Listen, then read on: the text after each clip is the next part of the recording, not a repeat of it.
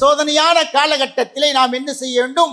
மனம் தடுமாற்றம் அடையாமல் உறுதியான உள்ளத்தோடு, இதெல்லாம் நான் தாங்கிதான், இதையெல்லாம் ஏற்றுதான் இந்த கொள்கையிலே நான் இருக்கிறேன், இந்த சோதனைக்காக வேண்டி என்னுடைய கொள்கையை விட்டு நான் போக மாட்டேன், எந்த அளவுக்கு சோதனைகள் எனக்கு சுழண்டு வருகிறதோ அந்த அளவுக்கு நான் என்னுடைய ஈமானை பலப்படுத்திக் கொள்ளுவேன். ஒரு மனிதன் பொய்யன் என்று நாம் அவனை சொல்வதற்கு அளவுகள் என்ன தெரியுமா? இந்த சோதனையான காலகட்டம் எப்பவுமே நிரந்தரமா இருக்குமா? அப்படிலாம் இருக்காது. அல்லாஹ் அப்படிலாம் வைக்க மாட்டான். இந்த சோதனையான காலகட்டத்திலே நாம் என்ன செய்ய வேண்டும்? என்ன ஒரு சோதனை வந்தால் அதை நீக்கக்கூடியவன் அல்லாஹ் தான். அதற்குண்டான பலமான ஆயுதம் என்ன தெரியுமா? ரமலான் வந்துச்சு, ரமலானை முடித்தோம், 30 நாள் நோன்பு நோற்றோம், இரவு நேரத்தில் வணக்க வழிபாடுகள் செய்தோம். அதோட ரமலானுக்கு லீவ் விட்டது மாதிரியே மற்ற எல்லா அமல்களுக்கும் நாம லீவ் விட்டோம். இன்னல் ஹம்துலில்லாஹ் நஹ்மதுஹு வ நஸ்தஈனுஹு வ நஸ்தக்ஃபிருஹு வ நுமினு பிஹி வ நஊது பில்லாஹி மின் ஷுரூரி அன்ஃபுஸினா வ மின் ஸய்யிஆத்தி அமாலினா மன் யஹ்திஹில்லாஹு ஃபலா முضில்ல லஹு வ மன் யுض்லில்ஹு ஃபலா ஹாதிய லஹு வ அஷ்ஹது அன் லா இலாஹ இல்லல்லாஹு வஹ்தஹு லா ஷரீக லஹு வ அஷ்ஹது அன்ன முஹம்மதன் அப்துஹு வ ரசூலுஹு. யா அய்யுஹல்லதீன ஆமனூ இத்தகுல்லாஹ ஹக்க துகாத்திஹி வ லா தமூத்துன்ன இல்லா வ அன்தும் முஸ்லிமூன். யா அய்யுஹல்லதீன ஆமனூ இத்தகுல்லாஹ வ கூலு கௌலன் சதீதா யுஸ்லிஹ் லக்கும் அஅமாலக்கும் வ யக்ஃபிர் லக்கும் ذுனூபக்கும் வ மன் யுத்திஇல்லாஹ வ ரசூலஹு ஃபக்கத் ஃபாஸ ஃபௌஸன் அலீமா. அல்லாஹும்ம ஸல்லி அலா முஹம்மதின் வ அலா ஆலி முஹம்மதின் கமா ஸல்லைத அலா இப்ராஹீம வ அலா ஆலி இப்ராஹீம் இன்னக ஹமீதும் மஜீத். அல்லாஹும்ம பாரிக் அலா முஹம்மதின் வ அலா ஆலி முஹம்மதின் கமா பாரக்த அலா இப்ராஹீம வ அலா ஆலி இப்ராஹீம் இன்னக ஹமீதும் மஜீத். அம்மா பாத். فقد قال الله تعالى في كلامه العزيز والفرقان المجيد فأعوذ بالله من الشيطان الرجيم بسم الله الرحمن الرحيم يثبت الله الذين آمنوا بالقول الثابت في الحياة الدنيا وفي الآخرة ويضلل الله الظالمين ويفعل الله ما يشاء. وقال نبينا صلى الله عليه وسلم كفى بالمرء كذبا أن يحدث بكل ما سمع. புகழும் புகழ்ச்சியும் அனைத்துலகையும் படைத்தாளுகின்ற அல்லாஹ் ஒருவனுக்கே நிலவட்டுமாக. அவனுடைய கருணையும் அன்பும் உலக தூதர் உத்தம போதகர் நபிகள் நாயகம் ஸல்லல்லாஹு அலைஹி வஸல்லம் அவர்களின் மீதும் அவர்களுடைய வழியை பின்பற்றி வெற்றியடைந்த அவர்களின் குடும்பத்தினர்கள், சத்திய சீலர்களான சஹாபா பெருமக்கள், தாபியீன்கள், தபஉ தாபியீன்கள், உலகத்தில் வாழ்ந்து கொண்டிருக்கிற அனைத்து இஸ்லாமிய பெருமக்களின் மீதும் நிலவட்டுமாக என பிரார்த்தித்தவனாக இன்றைய ஜும்ஆவுடைய உரைக்கு வருகிறேன். இன்றைக்கு கொடுக்கப்பட்டிருக்கிற தலைப்பு என்னவென்று சொன்னால், அசிபாத்து ஃபி ஜம்னி தகல்லுபாத், நெருக்கடியான, சோதனையான, அசாதாரணமான சூழ்நிலையில் நாம் எப்படி நடந்து கொள்ள வேண்டும், நம்முடைய உள்ளத்தை நாம் எப்படி வைத்துக் கொள்ள வேண்டும் என்பதை பற்றிய தலைப்பு கொடுக்கப்பட்டிருக்கிறது. பொதுவாக நாம் இப்பொழுது வாழ்ந்து கொண்டிருக்கின்ற காலத்திலே ஒரு சோதனையான காலகட்டத்திலே வாழ்ந்து கொண்டிருக்கிறோம். நம் எல்லோருக்கும் நன்றாக தெரியும், இப்பொழுது நடந்து கொண்டிருக்கின்ற இந்த காலம் அல்லாஹுவால் நமக்கு தரப்பட்ட ஒரு மிகப்பெரிய சோதனையான காலம். இந்த சோதனையான காலகட்டத்திலே நம்முடைய ஈமானை நாம் எப்படி வைத்துக் கொள்ள வேண்டும், ஒரு ஈமான் தாரியுடைய அந்த மனோநிலை எப்படி இருக்க வேண்டும் என்பதை பற்றி அல்லாஹ் தஆலா திருமறை குர்ஆனிலே சொல்கின்ற பொழுது அல்லாஹ் சொல்கிறான், இஸ்ஸப்பித்துல்லாஹு அல்லதீன ஆமனு பில் கௌலி சாபித். இந்த உண்மையான சத்தியத்தை கொண்டு அல்லாஹு ஜல்ல சுப்ஹானஹு வ தஆலா ஈமான்தாரிகளை, உண்மையான நம்பிக்கை கொண்டவர்களை அல்லாஹு ஸ்திரப்படுத்துகிறான், அவர்களை உறுதிப்படுத்துகிறான். ஃபில் ஹயாத்தி துன்யா, இந்த உலகத்திலும், ஒஃபில் ஆஹிரா, மறுமையிலும் அல்லாஹ் தஆலா என்ன செய்றான், அவங்கள ஸ்திரப்படுத்துறான். எப்படின்னு கேட்டா, இந்த உலகத்திலே நாம் நம்மை அல்லாஹ் தஆலா படைக்கின்ற பொழுதே இந்த உலகத்தில் நீ வாழுகின்ற காலமெல்லாம் எப்பொழுதுமே நீ சுபிட்சமாக வாழ மாட்டாய், எப்பொழுதுமே சந்தோஷமாக நீ வாழ மாட்டாய். உனக்கு இந்த உலகத்திலே இன்பம் துன்பம் கஷ்டம் துயரம் எல்லாம் சேர்ந்துதான் வரும். கஷ்டமான காலத்தில் அல்லாஹுவை மறுத்து விடாமல், அல்லாஹுவை புறந்தள்ளி விடாமல் அவனை வலுவாக நீ பற்றி பிடித்து கொள்ள வேண்டும்.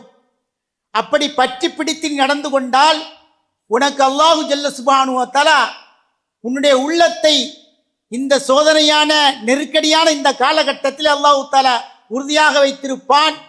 உன்னுடைய மனோநிலை மாறி போகாது. இந்த சோதனையின் மூலமாக உன்னுடைய உள்ளம்தான் மிகவும் வலுப்பெற்றதாக இருக்கும். எந்த நேரத்திலும் நீ என்ன செய்ய மாட்டாய், தடுமாற்றத்தில் தள்ளப்பட மாட்டாய்.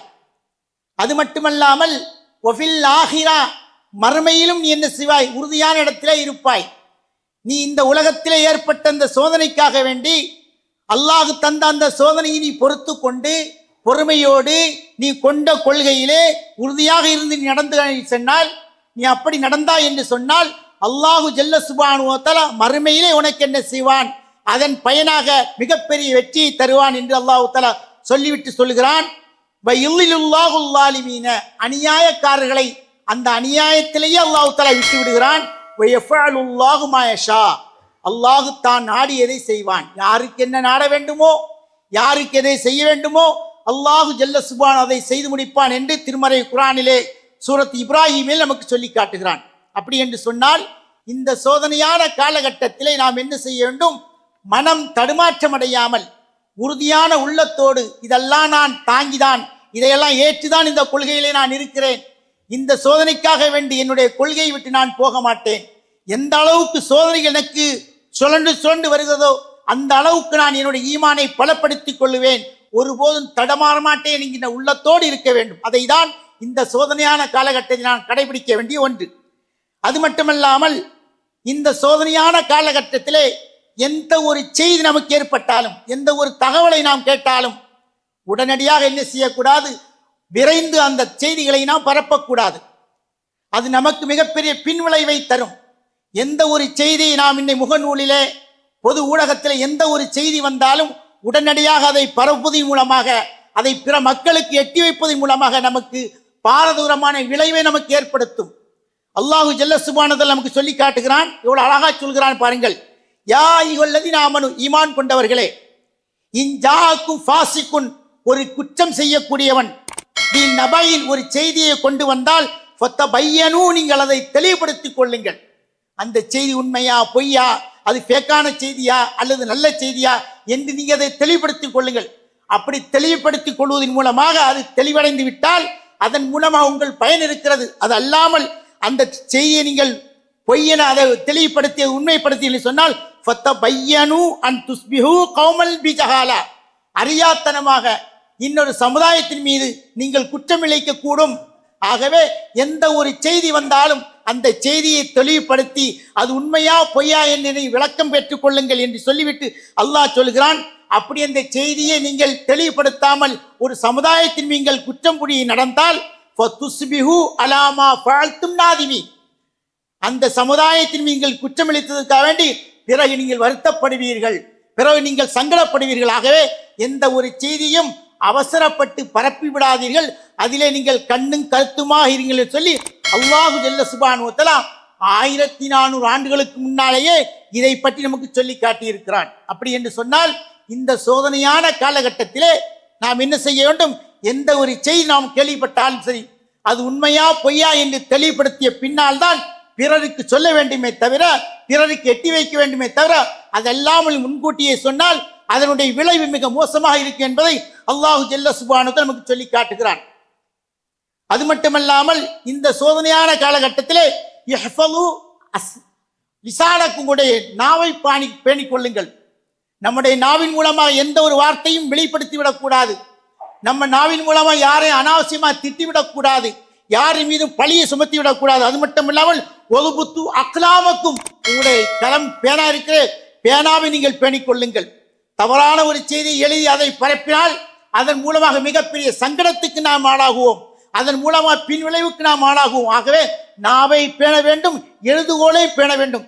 எத்தனையோ பேனாக்கள் தவறாக செய்தியை பரப்பியதன் மூலம் எத்தனையோ சமுதாயங்கள் அழிந்திருக்கின்றன. அதுக்கு நம்முடைய நாடு மிகப்பெரிய உதாரணமாக இருக்கிறது. நம்ம நாட்டில் எந்த ஒரு செய்தியை கேட்டாலும் அதை பரப்பி மதக்கலவரம் ஆக்கி எத்தனை நிகழ்வு நடந்திருக்கிறதை பார்க்கிறோம். ஆகவே நம்முடைய நாவெல்லாம் என்ன செய்ய வேண்டும்? உண்மையை மட்டுமே பேச வேண்டும். தவறான செய்திகளை எழுதவோ கேட்கவோ செய்யக்கூடாது என்பதை அல்லாஹ் தஆலா நமக்கு சொல்லி காட்டுகிறான். நபிகள் நாயகம் ஸல்லல்லாஹு அலைஹி சொன்னார்கள், கஃபாபில் மர்இ கதிபன், ஒரு மனிதன் பொய்யன் என்று நாம் அவனை சொல்வதற்கு அளவுகள் என்ன தெரியுமா? அயுஹத்திஸ பிகுல்லி மா சமிஅ, கேட்பதையெல்லாம் பிறருக்கு சொல்லி விடுவான். எதையெல்லாம் கேட்கிறான், அது நல்லதா கெட்டதா, அது யாரு சொன்னா எவர் சொன்ன, எதெல்லாம் பார்க்கறது, உடனடியே 4 பேரை கூப்பிடுவான், சொல்லி எடுத்து விளம்பரப்படுத்தி விட்டுருவான். கடைசி அது ஃபேக்கா இருக்கும், அது பொய் செய்தியாக இருக்கும், அதன் மூலமா அவனுக்கு தான் சங்கடத்தை ஏற்படுத்தும். ஆகவே அல்லாஹ்வுடைய தூதர் நமக்கு சொல்கிறார்கள், ஒரு மனிதன் பொய்யன் என்று நிரூபிப்பதற்கு ஒரே காரணம், கேட்டதையெல்லாம் பரப்பு, அவன் தான் பொய்யன்லேயே மிகப்பெரிய பொய்யன். ஆகவே எதை கேட்டாலும் அதை நிதானித்து நாம் செயல்பட வேண்டும். எந்த ஒரு செய்தியும் தவறான மொழியிலே சொல்லிவிடக் கூடாது என்று நமக்கு நபிகள் நாயகம் ஸல்லல்லாஹு அலைஹி சொல்லி காட்டுகிறார்கள். அது மட்டுமல்லாமல் அர்ஜுல் பி அஹ்லில் இல்மி, எந்த ஒரு செய்தியை கேட்டாலும் அறிவுடைய இடத்திலே அதை பற்றி தெரிந்த இடத்திலே நாம் என்ன செய்யணும்? போய் சொல்ல வேண்டும். இப்படி ஒரு செய்தியை கேட்ட உண்மையா பொய்யா நீங்க சொல்லுங்க என்று அவரிடத்தில் விளக்கம் கேட்க வேண்டும். அப்படி விளக்கம் கேட்காமல் நாமவே அதை பரப்பினோம் என்று சொன்னால் அதன் மூலமாக மிகப்பெரிய சங்கடத்துக்கு நாம் ஆளாடுவோம். அல்லாஹ் தஆலா சொல்லி காட்டுகிறான், வைதா ஜா அம்ரும் மினல் அம்னி அவில் ஹௌஃபி, பாதுகாப்போ அல்லது பயமோ ஏதாவது செய்தி வந்தால் அதாஉ பிஹி, அதை அவர்கள் பரப்பி விடுகிறார்கள். அல்லாஹ்வுடைய தூதருடைய காலத்தில் நடந்த செய்தி. அல்லாஹ்வுடைய தூதருடைய காலத்திலே நபிகள் நாயகம் ஸல்லல்லாஹு அலைஹி வஸல்லம் எந்த ஒரு செய்தியை கேட்டாலும் பரப்பிடுவாங்க. அப்படி பரப்புவது மூலம் மிகப்பெரிய பிரச்சனை எல்லாம் வந்திருக்கிறது. அதை உள்வைத்து தான் அல்லாஹ் சொல்லுகிறான், அந்த மக்களுக்கு ஒரு பாதுகாப்போ அல்லது ஒரு பயமோ வந்தால் அதாஉ பிஹி, அதை பரப்பி விடுகிறார்கள். வலவு ருத்துஹு இல ரசூலி, அந்த செய்தியை அல்லாஹ்வின் தூதரின் பக்கமோ வையல் உளில் அம்ரி மின்ஹும், அவர்களில் அறிவுடைய பக்கமோ கொண்டு சென்றிருந்தால் ல அலிமஹுல்லதீன யஸ்தம்பித்துனஹு மின்ஹும், அவர்கள் ஆராய்ந்து இந்த செய்தி உண்மையா இது பொய்யா என்று அவர்கள் நமக்கு சொல்லி இருப்பார் என்று அல்லாஹ் தஆலா சொல்லி காட்டு. அப்ப என்ன கேட்டாலும் சரி, காதலை கேட்டதையெல்லாம் அடுத்தவங்களுக்கு சொல்லக்கூடாது. அப்படி கேட்பது மூலமாக எத்தனையோ சமுதாயங்கள் அழிந்திருக்கின்றன. ஆகவே எல்லா செய்தியையும் கேட்டாலும் அதில் நல்லது எது கெட்டது என்று நாம் ஆராய்வதற்கு அறிவுடையவர்களை அணுக வேண்டுமாம்.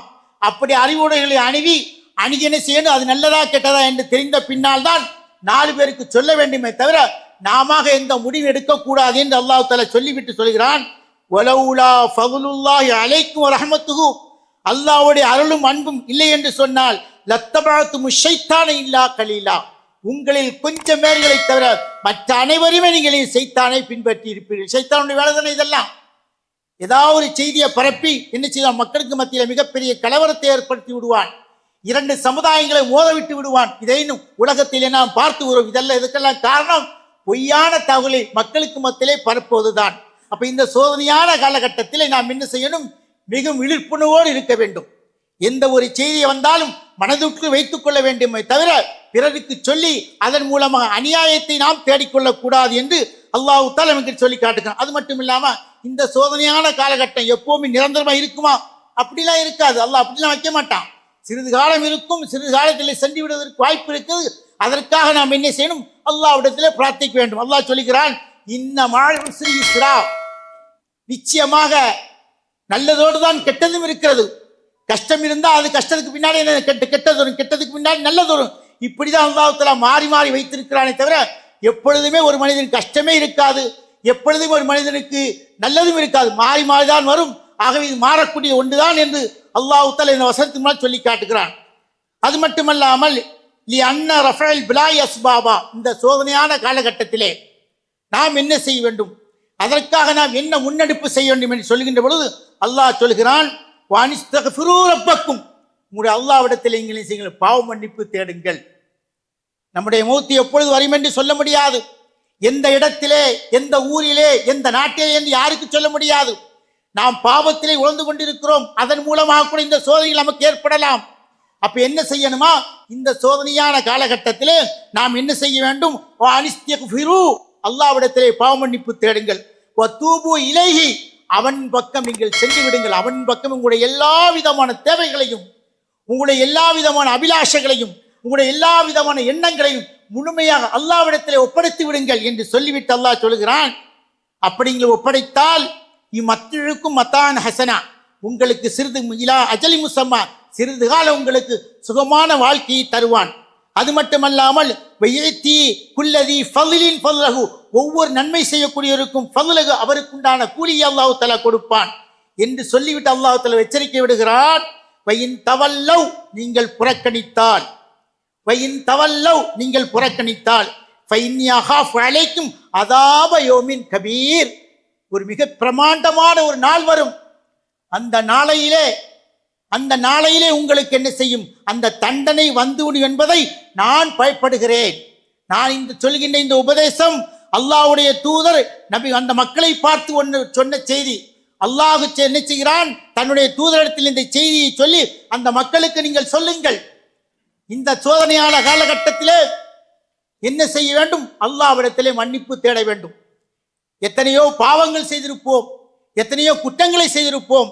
அந்த குற்றங்களுக்கெல்லாம் பரிகாரமாக, இறைவா உன்னிடத்தில் நான் சரணாகதி அடைந்து விட்டேன், இறைவா நான் செய்த குற்றங்களை நீ பொறுத்துக்கொள், என்ன தவறுகள் செய்தாலும் அதை மன்னித்து என்னை இந்த சோதனையான நிலைமையில் என்னை நீ காப்பாற்றி என்று அல்லாஹ்விடத்தில் சரண்டர் ஆகிவிட வேண்டும் என்று அல்லாஹ் தஆலா சொல்லி காட்டுறான். அப்படி நீ சரண்டர் ஆவேன்னு சொன்னாக்கா நாளைக்கு ஒரு நாள் இருக்கிறது, அந்த நாளையிலே மிகப்பெரிய வேதனைக்கு நீ ஆளாகுவாய் என்று நபியை நீங்கள் சொல்லுங்கள் என்று என்ன செய்ய அல்லாஹ் தஆலா சொல்லி காட்டுகிறான்.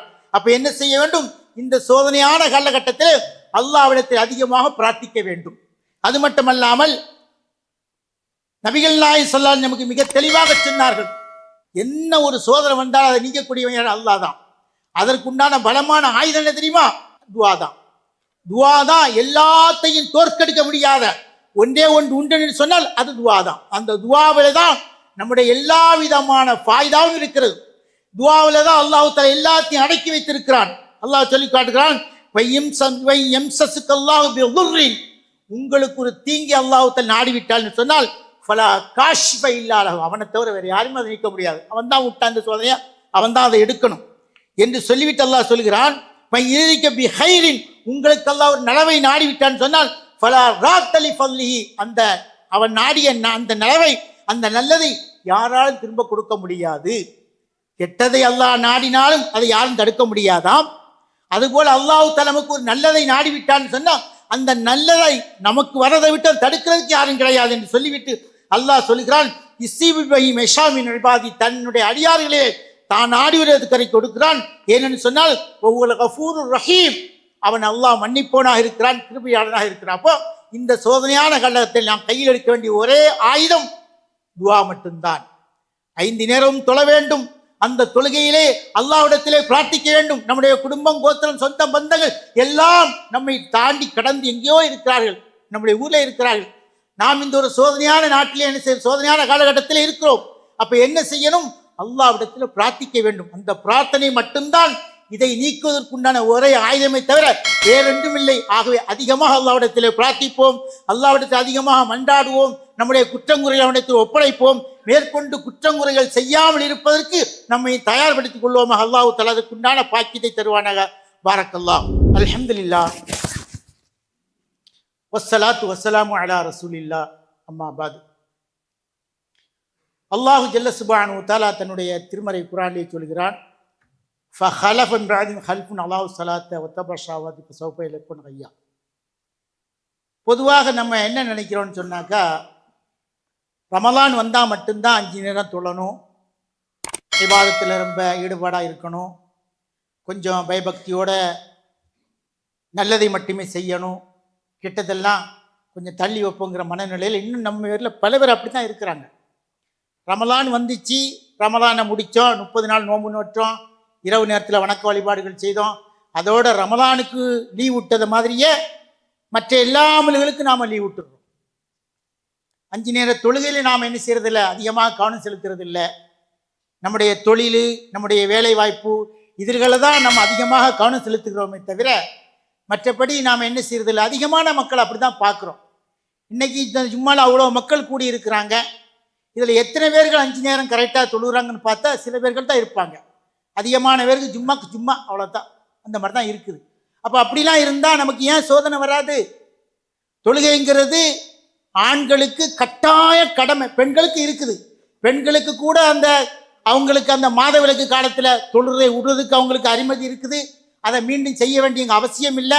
ஆனால் ஆண்களுக்கு அப்படி இல்லை, எல்லா நேரத்திலையும் அவனுக்கு தொழணும், கண்டிப்பாக தொழுதையாகணும். போர்க்காலமாக இருந்தாலும் சரி, நோய் நொடியாக இருந்தாலும் சரி, சஃபராக இருந்தாலும் சரி, எதுவாக இருந்தாலும் எந்தெந்த நேரத்தில் எப்படி எப்படி தொழணுங்கிற எல்லா டீட்டெயில்ஸையும் அல்லாஹ் தஆலா நமக்கு தெளிவாக திருமறையின் மூலமாக, நபிகள் நாயகத்துடைய பொன்மொழிகள் மூலமாக நடைமுறைப்படுத்தி காட்டி தந்து விட்டார்கள். ஆனால் இன்னைக்கு நாம் அப்படியா இருக்கிறோம்? தொழுகைனால் 5 நேரம் தொழுகைதானே பார்த்துப்போமே அப்படிங்கிற மாதிரி அசால்ட்டுத்தனமாக இருக்கிறோம். இந்த அசால்ட்டுத்தனம் தான் நமக்கு மிகப்பெரிய சோதனையே கொடுக்குது. ஆகவே இந்த தொழுகையில மிக கவனமாக நான் கவனம் செலுத்த வேண்டும். யாரெல்லாம் அப்படி இருக்கிறார்களோ அவர்களெல்லாம் இன்றையில் இருந்து தன்னை திருத்தி கொண்டு, இறைவா இனிமே நான் இந்த மாதிரி தவறை செய்ய மாட்டேன், உனக்கு நான் 5 நேர தொழுகை என் மீது கடமையாக்கிய தொழுகையை தொழுவேன், அதில் எந்த குறைபாடு வைக்க மாட்டேன் உறுதியெடுத்துக் கொள்ளுங்கள். அப்படி உறுதியெடுத்து அல்லாஹ்விடத்திலே பிரார்த்திக்கின்ற பொழுது அல்லாஹ் தஆலா நிச்சயமாக நம்முடைய சோதனைகளை நமக்கு கண்டிப்பாக தருவான். பெருமானார் ஸல்லல்லாஹு அலைஹி வஸல்லம் சந்திக்காத சோதனைகள் இந்த உலகத்திலே இல்லை. அந்த அளவுக்கு கடுமையாக சந்தித்தார்கள். எல்லாவற்றுக்கும் அவர்கள் எடுத்துக்கொண்ட ஆயுதம் என்ன? தொழுகை, துஆ, பிரார்த்தனை. இதை தான் கையில் எடுத்துக்கொண்டார்களே தவிர மற்றொன்றுமே இல்லை. ஆகவே நாம் பிரார்த்திப்போம், 5 நேரம் கடமையாக தொழுகையாளங்க ஒழுங்காக தொழுவோம், குடும்பத்தோடு சேர்ந்து வாழ்வோம், உறவினர்களை பேணுவோம். இதெல்லாம் நாம் செய்தோம் என்று சொன்னால் நிச்சயம் அல்லாஹ் தஆலா வெற்றியை தருவான். அப்படிப்பட்ட வெற்றியாளர்களாக, சோதனைகளை தாங்கிக் கொள்ளக்கூடிய பொறுமையாளர்கள் அல்லாஹ் தஆலா நம் அனைவரும் ஆக்கியுள்ளார். அஸ்ஸலாமு அலைக்கும் வரஹ்மத்துல்லாஹி வபரகாத்துஹு.